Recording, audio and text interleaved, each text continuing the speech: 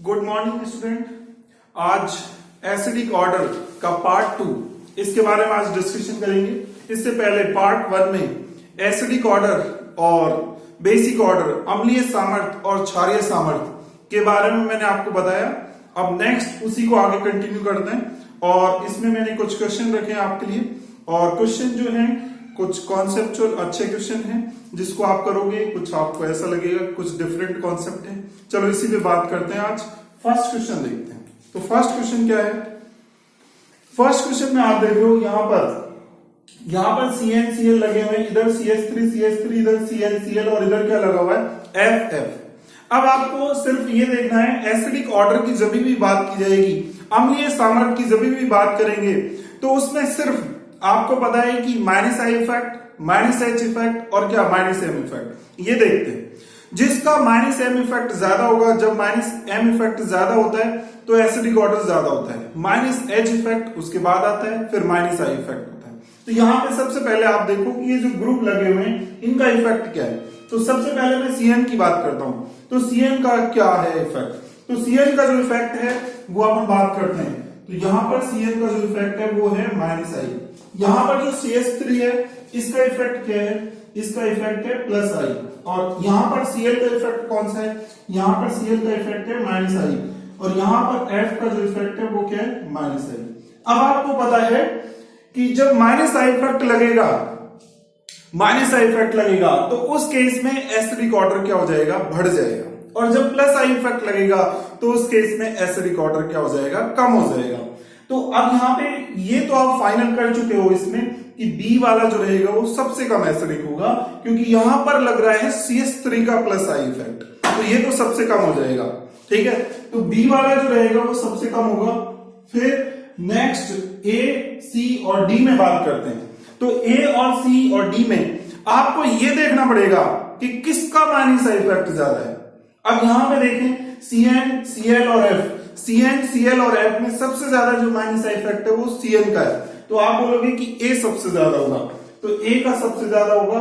ठीक है, फिर उसके बाद अब फाइनल अपन को डिसाइड करना है किसमें? Cl और इसमें, इसी केस में D, C और D के केस में हमको डिसाइड करना है। तो C और D के केस में कैसे डिसाइड करोगे? यहां पर दो चीजें, दो आपको देखनी है। यहां पर फ्लोरीन और क्लोरीन में दो चीज चलेगी। एक तो इलेक्ट्रोनेगेटिविटी चलेगी, ठीक है, और इसके अलावा क्या चलेगा? इसमें इलेक्ट्रोनेगेटिविटी के अलावा -I इफेक्ट चलेगा। अब फ्लोरीन और क्लोरीन में इलेक्ट्रोनेगेटिविटी किसकी ज्यादा होती है? फ्लोरीन की ज्यादा होती है। तो फ्लोरीन की इलेक्ट्रोनेगेटिविटी ज्यादा होगी तो उस केस में क्या होगा? उस केस में हम बोलेंगे दो चीजों को देखना पड़ेगा आपको। इसका -I इफेक्ट भी देखना पड़ेगा। इसके पास, क्लोरीन के पास वैकेंट d ऑर्बिटल भी है और इस फ्लोरीन के पास बात करेंगे तो वैकेंट d ऑर्बिटल नहीं है, इसके पास वैकेंट d ऑर्बिटल है। लेकिन इलेक्ट्रोनेगेटिविटी के मामले में फ्लोरीन ऊपर है। तो क्लोरीन के पास दो चीजें, इलेक्ट्रोनेगेटिविटी भी अच्छी है और वैकेंट d ऑर्बिटल भी है इसके पास। तो इसलिए इसकी इलेक्ट्रॉन खींचने की जो टेंडेंसी होगी वो फ्लोरीन से भी ज्यादा रहेगी यहां पर। तो इसलिए हम ये बोलेंगे कि ये तीन जो क्लोरीन है, ये 3 फ्लोरीन के कंपैरिजन में इलेक्ट्रॉन को ज्यादा खींचेंगे। रीजन क्या बोलोगे? एक वैकेंट d ऑर्बिटल बोलोगे और दूसरा इलेक्ट्रोनेगेटिविटी। इसमें बात करेंगे तो फ्लोरीन के पास वैकेंट d ऑर्बिटल नहीं है। फ्लोरीन के पास जो है, फ्लोरीन की इलेक्ट्रोनेगेटिविटी हाई है, सिर्फ वैकेंट d ऑर्बिटल नहीं है। इसके पास वैकेंट d ऑर्बिटल है, जिसकी वजह से हालांकि इलेक्ट्रोनेगेटिविटी कम है लेकिन वैकेंट d ऑर्बिटल होने की वजह से हम बोलेंगे कि इसकी इलेक्ट्रॉन खींचने की जो पावर है इस फ्लोरीन से भी ज्यादा रहेगी। तो यहीं पे ये कॉन्सेप्चुअल क्वेश्चन बन गया, इसलिए मैंने बताया कुछ डिफरेंट कॉन्सेप्ट होगा। आप सोचोगे फ्लोरीन का, आंसर होगा क्लोरीन का। यही तो कंपटीशन है। इसी चीज को अपन देखते हैं। तो इसमें ज्यादा कौन होगा? फिर C हो जाएगा और फिर उसके बाद जो आएगा वो आ जाएगा D।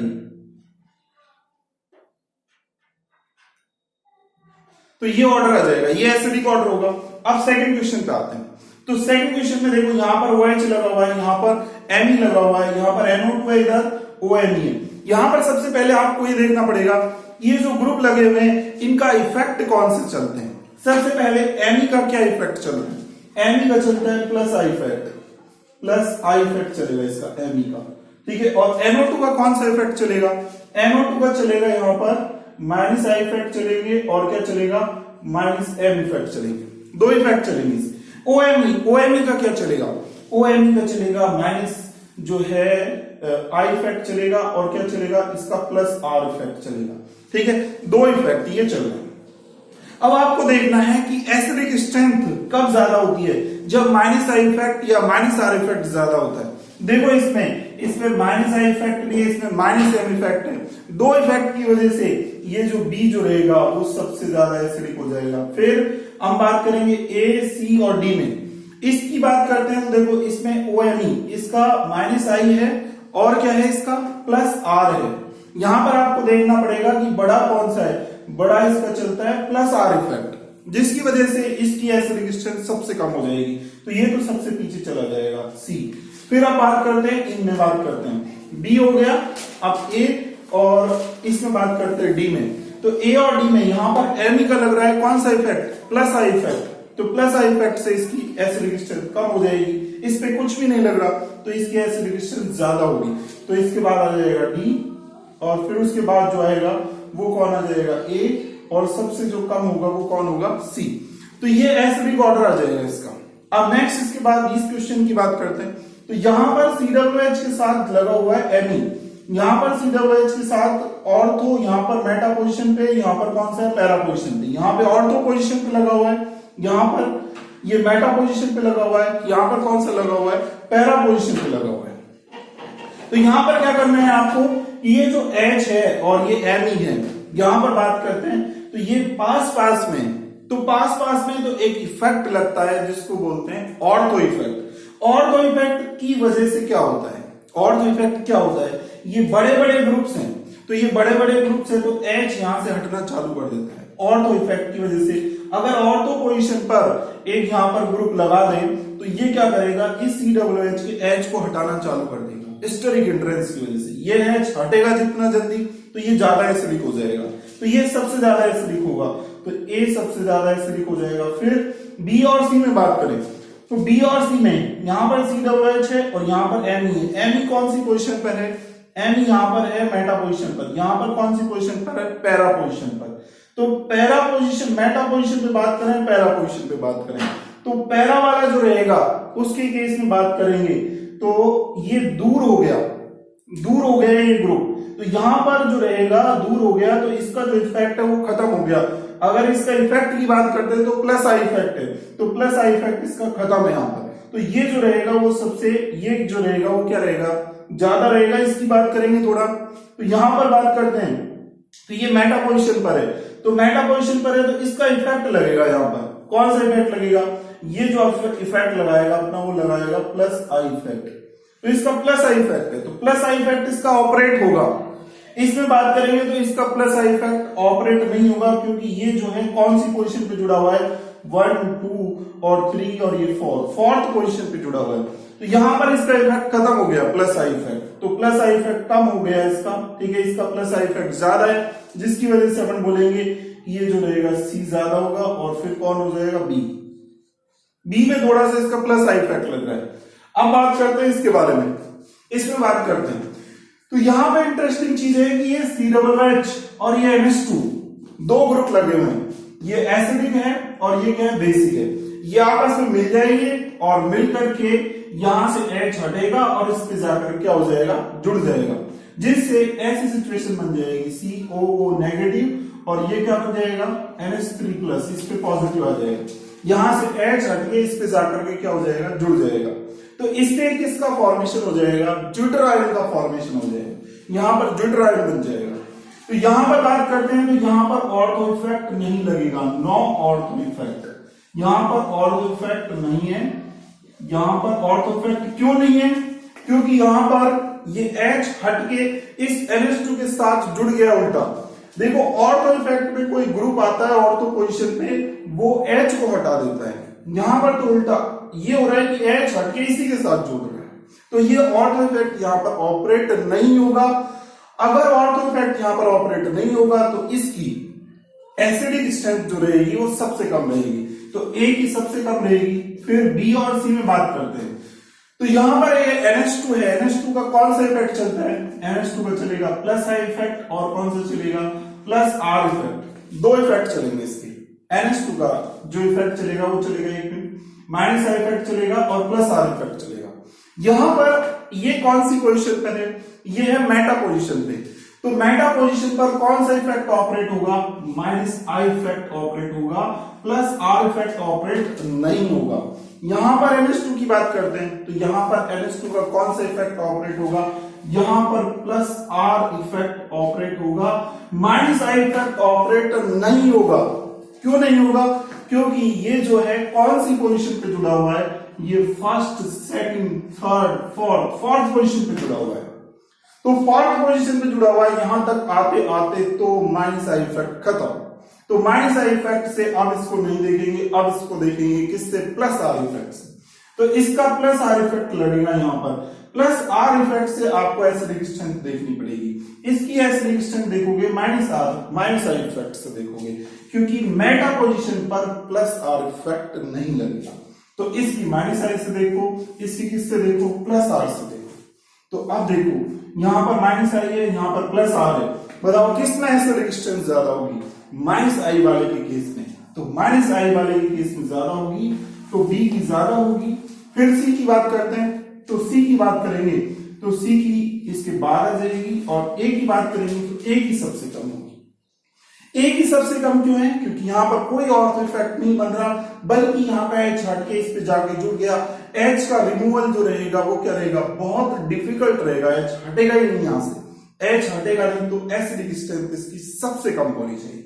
ठीक है, तो ये ऑर्डर हो गया। अब बात करते हैं ये एक इंपॉर्टेंट और कॉन्सेप्चुअल क्वेश्चन, जिसमें ये पूछेगा आपसे CO2 गैस किसके गैस में रिलीज होगी या नहीं होगी। तो एक कॉन्सेप्ट बता देता हूं मैं आपको इसमें, देखो RCOH कार्बोक्सिलिक एसिड होगा, H2SO4 होगा, ठीक है, RSO3H होगा। तो ये स्ट्रॉन्ग एसिड है, अगर स्ट्रॉन्ग एसिड लोगे तो उनके गैस में CO2 गैस क्या होती है, रिलीज होती है। एक आप याद रखोगे कि H2CO3 जो होता है, H2CO3, अगर मैं इस H2CO3 की बात करता हूं, ये एसिड है, इस एसिड की जो स्ट्रेंथ होती है या इसकी एसिडिक स्ट्रेंथ की बात करते हैं तो ये कार्बोक्सिलिक एसिड से वीक होता है H2CO3, RSO3H, ठीक है, सल्फोनिक एसिड से वीक होता है H2CO3। H2CO3 के बारे में एक इंपॉर्टेंट कॉन्सेप्ट और आपको याद रखना है, अगर OH यहां पर और NO2 ऑर्थो पर लगा दें, यानी ऑर्थो नाइट्रोफिनॉल की बात करते हैं, तो ऑर्थो नाइट्रोफिनॉल से ज्यादा ये एसिडिक होता है। ऑर्थो नाइट्रोफिनॉल अगर यहां पर होता तो उस केस में यहां पर CO2 गैस रिलीज नहीं होती। अगर पैरा की बात करते हैं तो पैरा के केस में H2CO3 ज्यादा वीक हो जाता है, वीक पड़ जाता है। अगर इन दोनों की देखें एसिडिक स्ट्रेंथ तो ज्यादा एसिडिक कौन है, ये वाला है, तो ये वाला ज्यादा एसिडिक है। पैरा जो रहेगा वो H2CO3 से क्या होता है, ज्यादा एसिडिक होता है। और ऑर्थो नाइट्रोफिनॉल जो रहता है वो H2CO3 से थोड़ा वीक होता है। अगर पीके वैल्यू की बात करेंगे तो यहां पर इसकी पीके वैल्यू कम आएगी, इसकी थोड़ी सी पीके वैल्यू क्या आएगी, ज्यादा आएगी। इंपॉर्टेंट चीज ये है। तो कभी भी आपको दे दे, अगर ऑर्थो और पैरा का आपको दे देता है तो याद रखना है कि ऑर्थो के केस में CO2 गैस रिलीज नहीं होगी, पैरा के केस में CO2 गैस क्या हो जाएगी, रिलीज हो जाएगी, बिकॉज क्योंकि ये ज्यादा एसिडिक है किसके कंपैरिजन में, H2CO3 के कंपैरिजन, इसलिए यहां पर CO2 गैस रिलीज होगी। अब बात करें इससे भी ज्यादा और ज्यादा एसिडिक, तो ये है 3 NO2 लग गए, तो 3 NO2 लग गए तो और ज्यादा एसिडिक हो गया, तो ये तो बड़े मजे से बड़े आराम से क्या करेगा, CO2 गैस रिलीज कर देगा। तो आपको ये देखना है जब भी CO2 गैस का कॉन्सेप्ट आएगा आपको कंपैरिजन करना है किसके साथ, H2CO3 के साथ कंपैरिजन। अगर कोई एसिड H2CO3 से ज्यादा स्ट्रॉन्ग है तो CO2 गैस रिलीज हो जाएगी, अदरवाइज CO2 गैस रिलीज नहीं होगी। इस कॉन्सेप्ट को माइंड में आप बैठा लो, ये कॉन्सेप्ट से आपके बहुत सारे जो क्वेश्चन है वो इजीली सॉल्व हो जाएंगे। और मैं आपको बता दूं कि H2CO3 से ज्यादा स्ट्रॉन्ग एसिड कौन सा है, ये आपका पैरा नाइट्रोफिनॉल, ये आपका 2,4,6 ट्राई नाइट्रोफिनॉल, ये ज्यादा है, RCOH ज्यादा है, ठीक है, इसके अलावा RSO3H ज्यादा है, ये सब ज्यादा स्ट्रॉन्ग है H2CO3 से, H2SO4, HNO3 ये सब, ठीक है। तो चलो अब यहां पर अपन बात करते हैं, चलो फिनॉल की बात करते हैं। तो फिनॉल से देखो कंपैरिजन करो, फिनॉल जो है थोड़ा वीक है और ये ज्यादा स्ट्रॉन्ग है, तो फिनॉल के कंपैरिजन में ये जो रहेगा ये क्या है, ज्यादा स्ट्रॉन्ग है।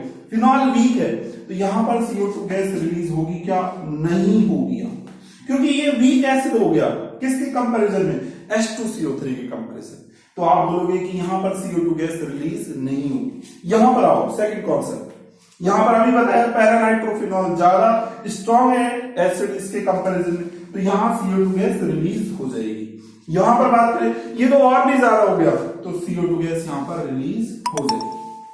अब बात करते हैं इस पे, तो ये मैंने लिया है यहां पर CH2COOH लगा है, COOH आ गया तो NaOH तो फटाफट इसके साथ क्या करेगा, रिएक्ट करेगा।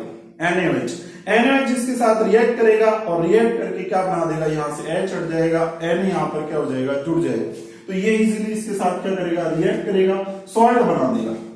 ठीक है, अगर बात करते हैं यहां पर तो NaCO3 ये इसके साथ रिएक्शन हो गया और रिएक्शन होगा तो उस केस में यहां पर क्या होगी, CO2 गैस क्या हो जाएगी, रिलीज हो जाएगी, CO2 गैस यहां पर रिलीज होगी। ठीक है, यहां पर एक चीज, यहां पर ये सिर्फ सॉल्ट बनाएगा, तो सॉल्ट बनाएगा तो CO2 गैस यहां पर रिलीज नहीं होगी, सिर्फ ये पड़ा रहेगा यहां से H और यहां से क्या OH, H2 हट जाएंगे और N जाकर के जुड़ जाएगा, तो CO2 गैस तो रिलीज नहीं होगी, तो यहां पर CO2 गैस रिलीज नहीं होगी, यहां पर क्या हो जाएगी, CO2 गैस क्या हो जाएगी, रिलीज हो जाएगी।